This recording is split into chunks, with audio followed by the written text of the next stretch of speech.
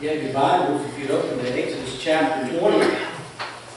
We started weeks back, we started studying the Ten Commandments.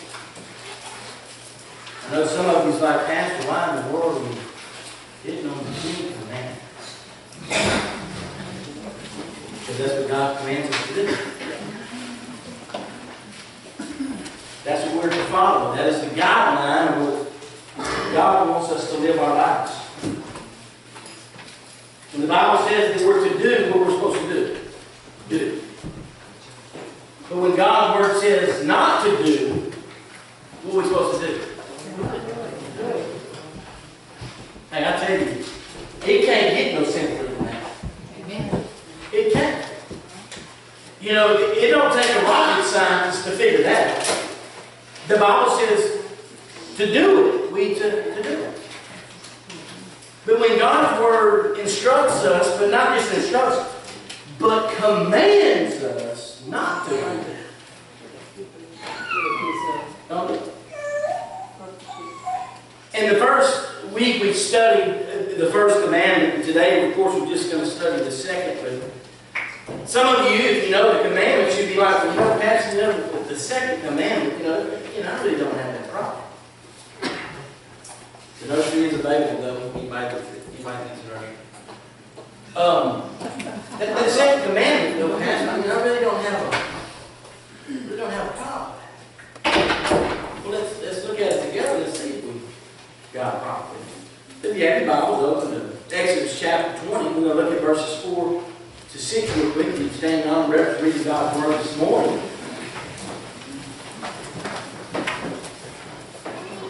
Before I forget, I think a while ago, the 26th of this month, the last Sunday of this month, we will be having Broken Vessels with us again. That is the band that is with us during the revival.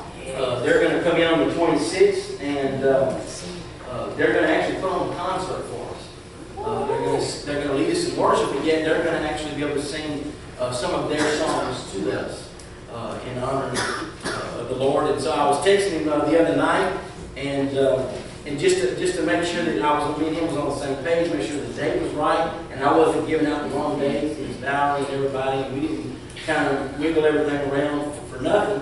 And so I said, we are still on for the 26th. You are coming the 26th. And that's what he told me. He said, quote, he said, when I tell you I'm coming on the 26th, I'm coming on the 26th, but you like, no. I said, oh, okay. And then I said, well, I just want to make sure that you understand, you have running the whole service. You know, share your testimony, do what you got to do. You got to run that service. He said, good, because I didn't want to listen to you preaching anyway. So I bit my tongue, because I almost texted him, you got to worry about coming on the 26th. You got to find another place. No, I didn't. Really joke to me.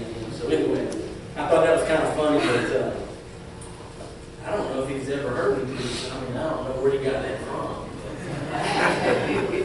But let's look at this real quick. Let's study this real quick, and let's get out here real quick. How about it? That's what the Bible says. Exodus chapter 20. Let's look at that real quick. He says, you shall not, or thou shalt not, make for yourself a carven image, or any likeness of anything that is in heaven above. See, he covers himself. Anything in heaven above, or that is in the earth beneath, or that is in the water under the earth. You shall not bow down to them nor serve them.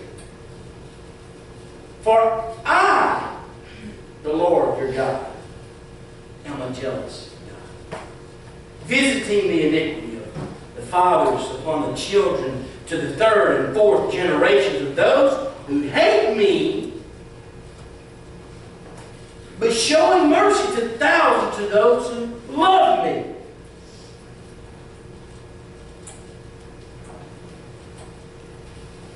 God says that there's those that hate me, but yet there are those that love me. So that right there goes to show us that there are people in this world now and people in this world past that not only loved God, but there were people that hated God. Now, I thought to myself, that's kind of unique. You ever heard this thing? It's a love-hate relationship. You ever heard that one before? I can't imagine. I can't even picture people that hated God. But then the verse says, they love God, but keep His commandments. So, we're going to see this morning that it shows how much we love God if we keep His commandments. But it really shows us how much people hate God because they don't keep His commandments. Let's pray. Father, we bow today. We thank you for your word. We pray that your words speak boldly to our hearts, that we could use this to do your work. In Christ's name, amen. Amen.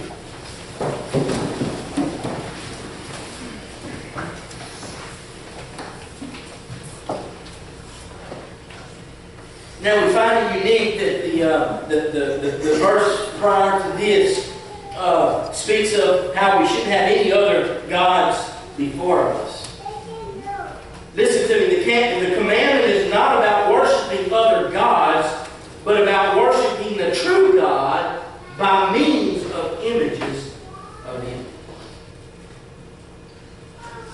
Listen, in Exodus chapter 32, verse 4 and 5, talks about images, talks about a golden calf is identified as Yahweh or an image of Him. But in Deuteronomy chapter 12, verse 3 and 4, He says, "You shall tear down their altars and dash in pieces their pillars and burn their ashes with fire. You shall chop down the carved images of their gods and destroy their name out of that place. Ye shall not worship the Lord your God in that way." So let me give you the outline here. Here's the command. Listen to me. Here's the command. This is what God commands us to do.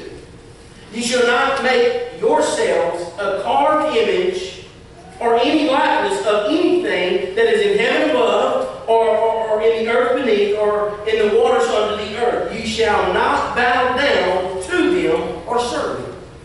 That is the command. That is what God has commanded us to do. What is the reason behind that command? Well, here's the reason. "For the Lord your God, He is a jealous God, visiting the iniquity of the fathers on the children to the third and fourth generation of those who hate Him, but showing steadfast love to thousands of those who love Me and keep My commandments." So we see the outline. We see the command that God gives us, and we see the reasoning behind the command. Growing up, kids, listen to me. Oh my goodness, last week this place was full of these young ones. I know what I preached to them last week. They ain't like it, so they won't come because they want to preach this week. But listen to me, as a kid, just think about it. Your mom and dad tell you, "No, do that. Can't do that." What was the number one thing? I said, "Why?" "Because I said can't do that." "Why?" "Because that's not how you do things, but it's how you do it." "Why?" Is that true or not? Amen. I mean, I kid you not. I just, my kids, they come up to me, and my daughter, she says, "Daddy, and I say, "No." "Well, why?" And I literally find myself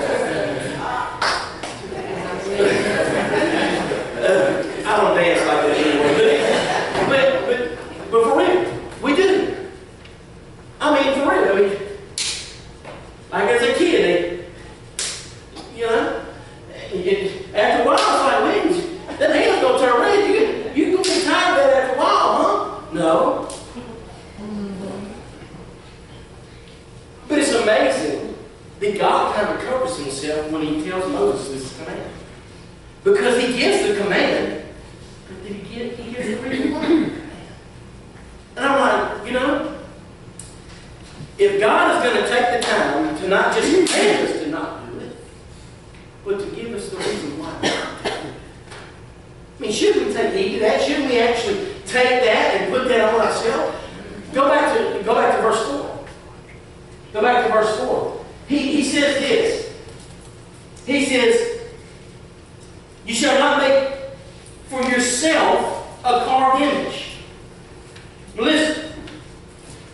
Command. He says, you shall not make, you shall not bow, you shall not serve. These three things he gives, just in verse 4 and 5.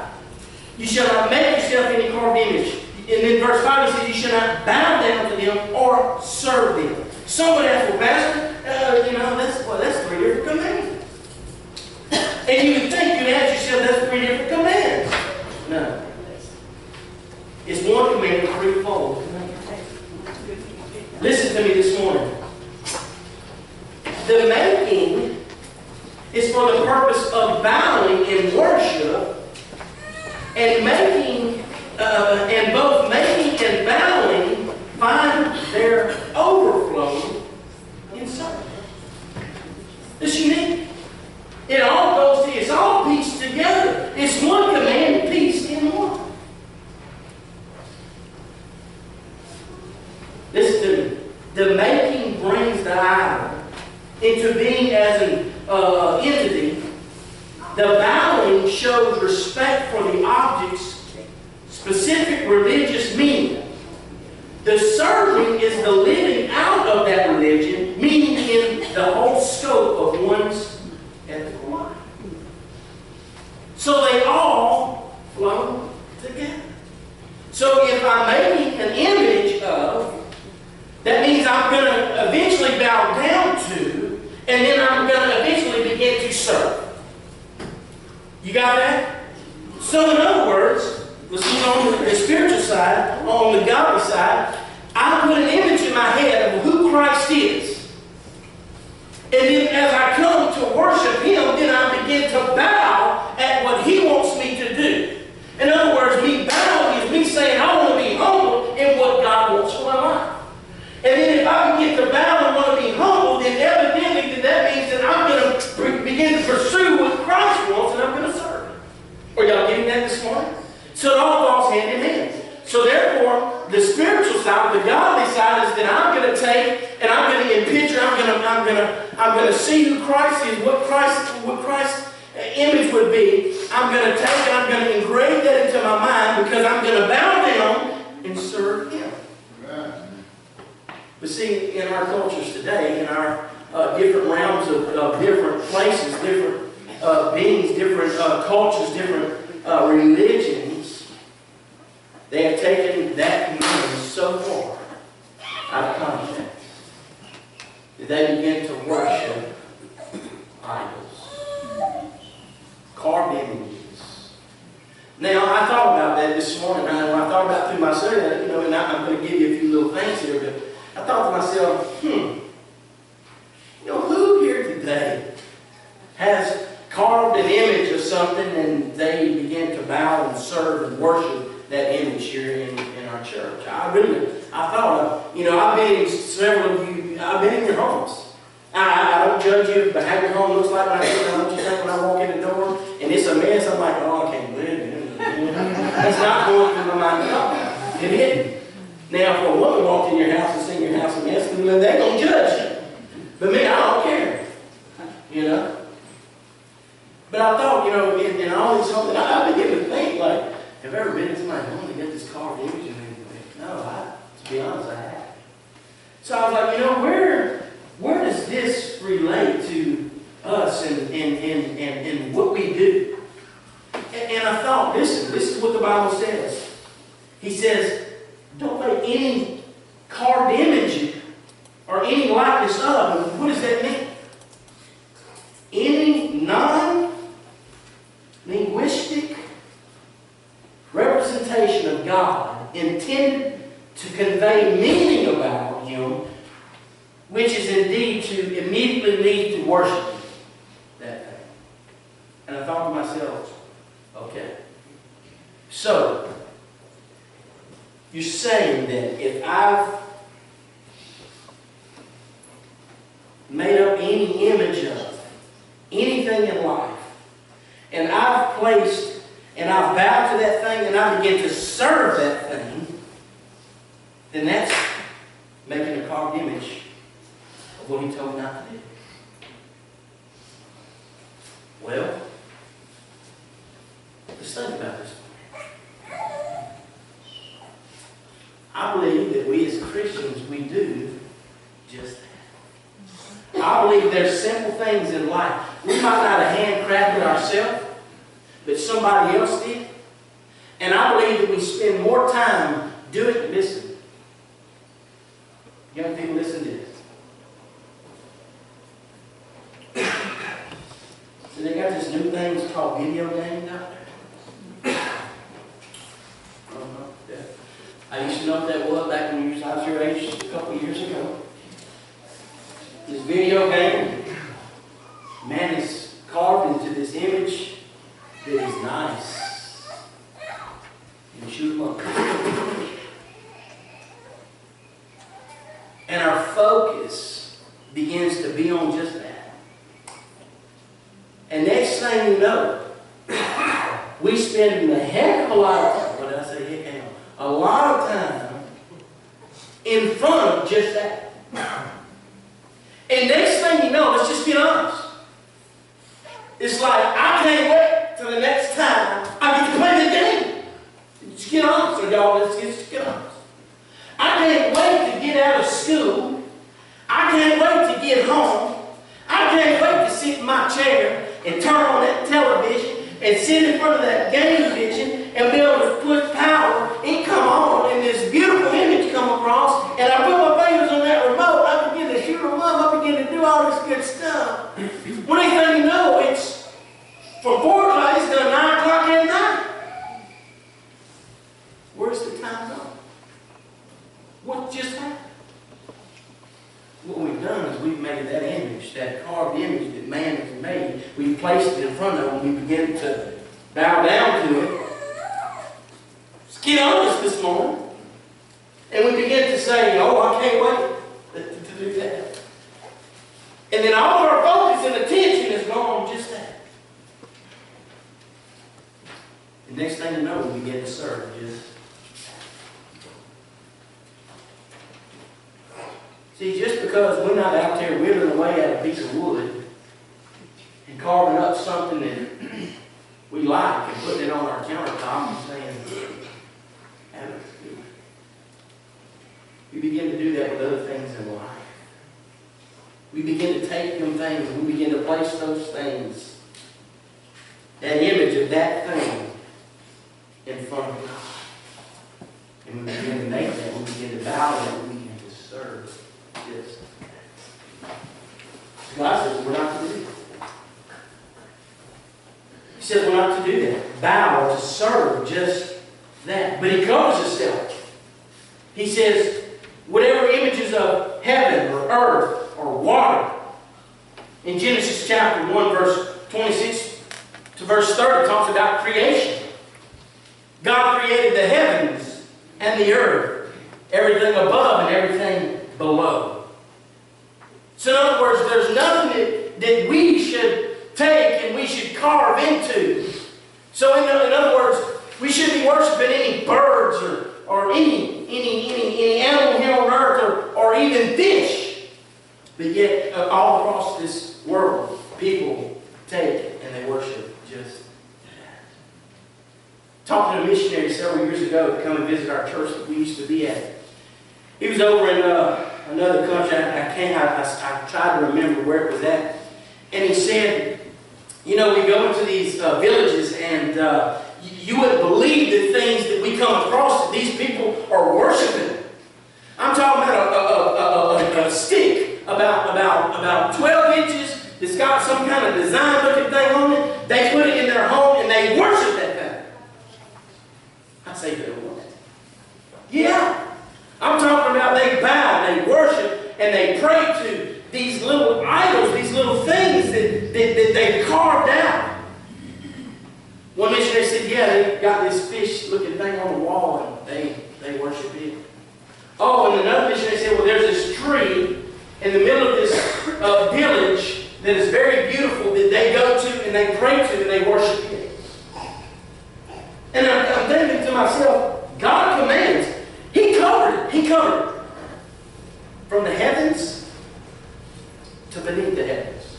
There's nothing on earth, above or below, that is going to be put in the place of me. Amen. I'm like, man, you hit down the head right there. That ain't nothing. I mean, He covered every area. There was no room for error when He commanded us not to carve any images, to bow to, or to serve anything other than God. And I thought to myself, I even went even further to think that who in their right mind would want to take a cardboard box even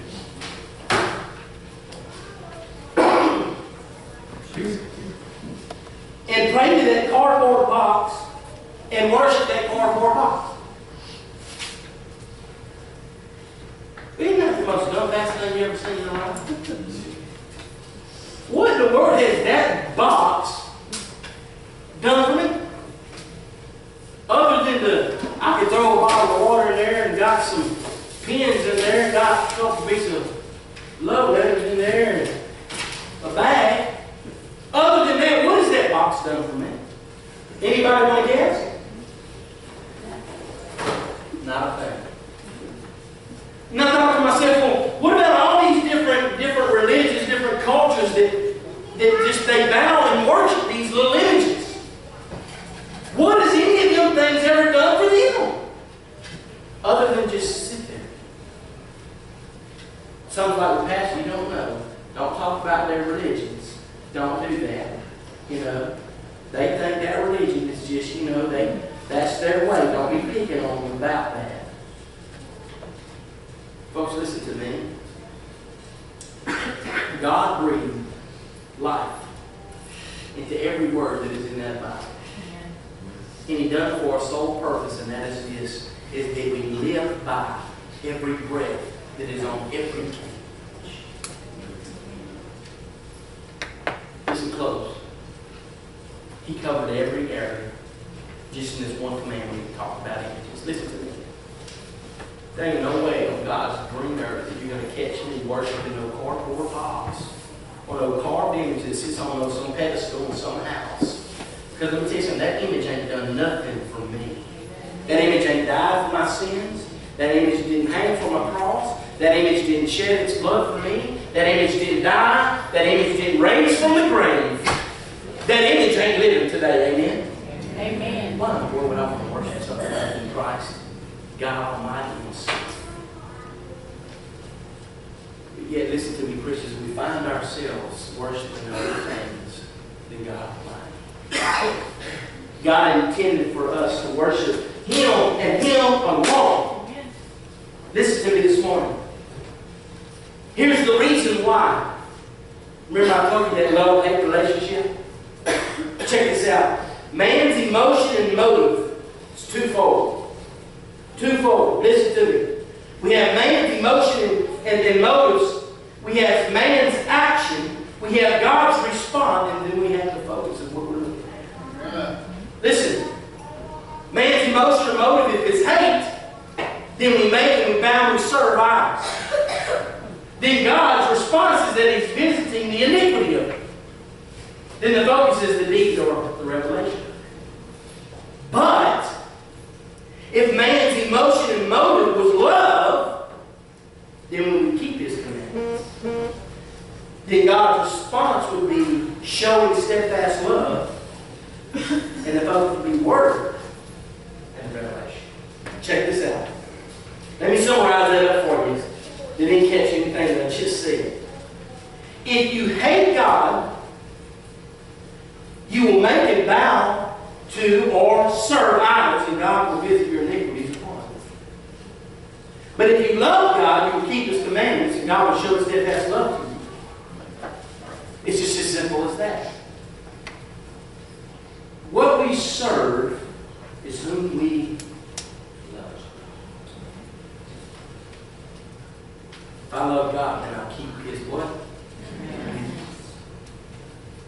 says this, and this is the unique part. Look at verse 6. He says, look. Latter part of verse 5, I'm sorry. He says this, for I am the Lord your God. Did you catch that? Underline that. For I am the Lord your God.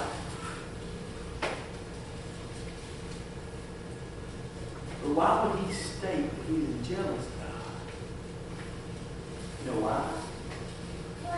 Because there's too many Christians today not following his commandments. See, when we're not doing what God wants, we're not paying attention to what God has, he becomes a jealous God. Now thought about that for a minute. It's just like me. If I pay more attention to some other woman and not my wife, you think she'd be jealous? I probably wouldn't have a wife, baby. She'd be listening to me. But if I showed attention to somebody else more than I showed attention to my wife, she would begin to be jealous. If my wife shows attention to somebody else more than she shows attention to me, guess what I get? Well, how come God couldn't get jealous when we don't show God the attention that he deserves?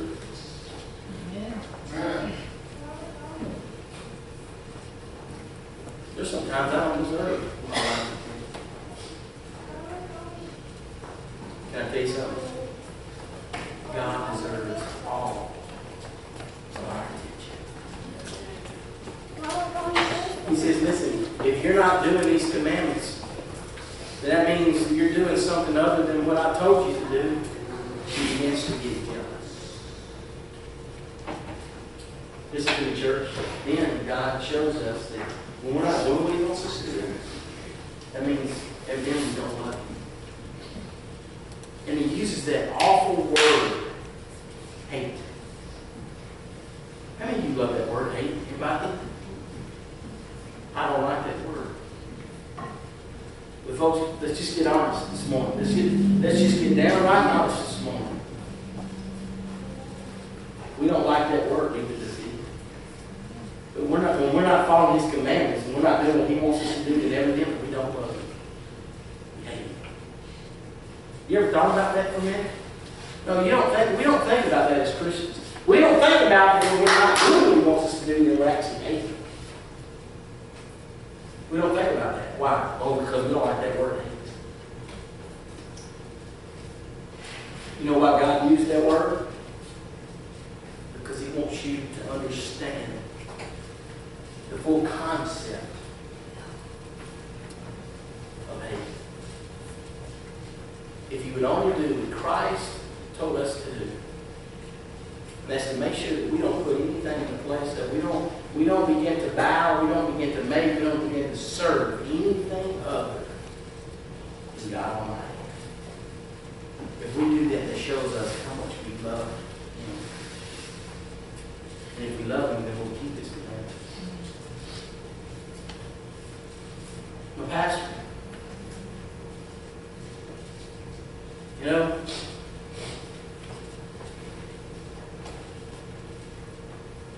I follow the majority of the commandments. I do.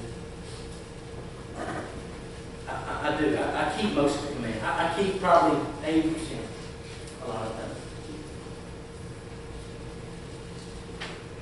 But it's crazy to say this, but this is the gospel truth that the Bible says.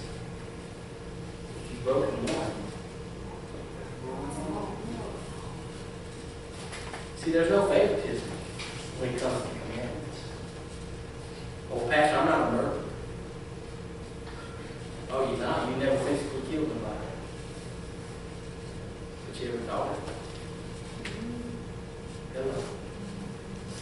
You see, we could go really in depth with what all this is. I'm going to just skim the surface for you, just so we stay on the same page today.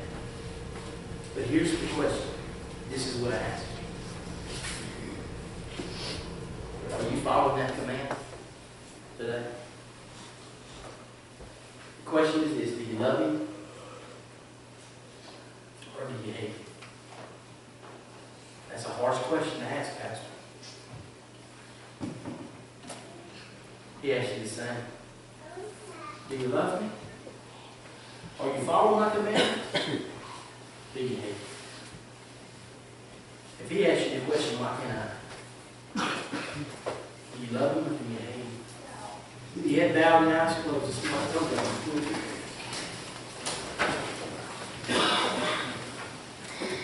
God's command is simple. When he tells you don't do it, don't do it. When he tells you to do it, you better get to do it.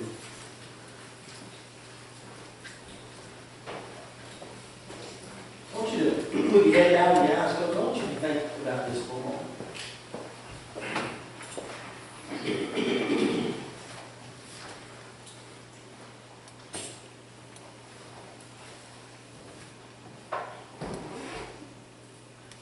You know, when you're going through life and you do something in front of somebody that you love,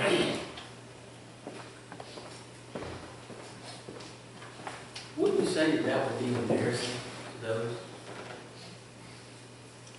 Listen, do you want to be an embarrassment to others and the things that you do in life? Or do you want to be that person that, you know what, I'm not perfect, but man, I should be striving every second to do what's right. Pastor, I strive every day to do what God has commanded us to do. But Pastor, I'm not going to sit here and try to say I'm perfect. Because we know ain't nobody perfect. There's none perfect. Good one. Pastor, I'm striving to do that. You know, if everybody that's here today, well, wouldn't it be great if everybody here strives to do the same thing? I believe there's some here today that, you know, they've gotten to a point in their life where it's like, you know, Pastor, I'm getting by. You know, I'm making it. Man, I'll come here today. That's not the life Christ wants us to live. Just make it. Christ wants our life to be thriving, to be exciting, to be full of joy, happiness, love, hope. I can tell you this as a pastor. What discourages me the most is when I go to different places and I see the look on people's face of discouragement. Folks, listen to me.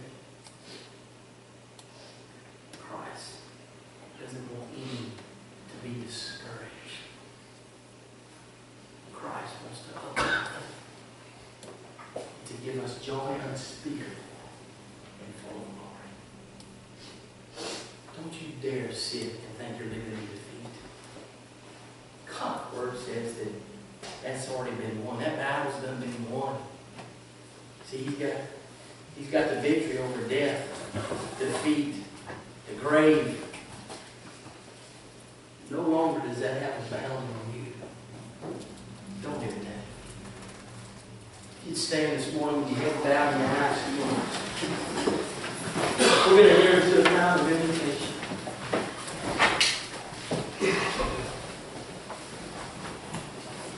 This morning, we do two things this morning. You can walk out of those doors the same way that you walked in. Hold the same burden, the same thing that you walked in. Or the second thing, you can walk out of those doors a different person. A different mindset, a different being. The choice is yours. I'm going to pray and then there'll be a song that we come across, we'll sing. But I always want to open that time, opportunity to come and just get at His feet. But don't leave the same way that you come. Father, we pray this morning that you just enter into our lives, Lord, and you would just motivate us to do your work, to do what you have us to do, to follow your commandments, to show everybody that we love you, we don't hate you. Lord, that we don't live our lives just trying to get by. Lord, but we would live our lives scaling to reach the top. Lord, get the obstacles out of our way. Set our vision straight ahead so that we can follow you. Move with power this morning through your people. I pray this in Christ's name.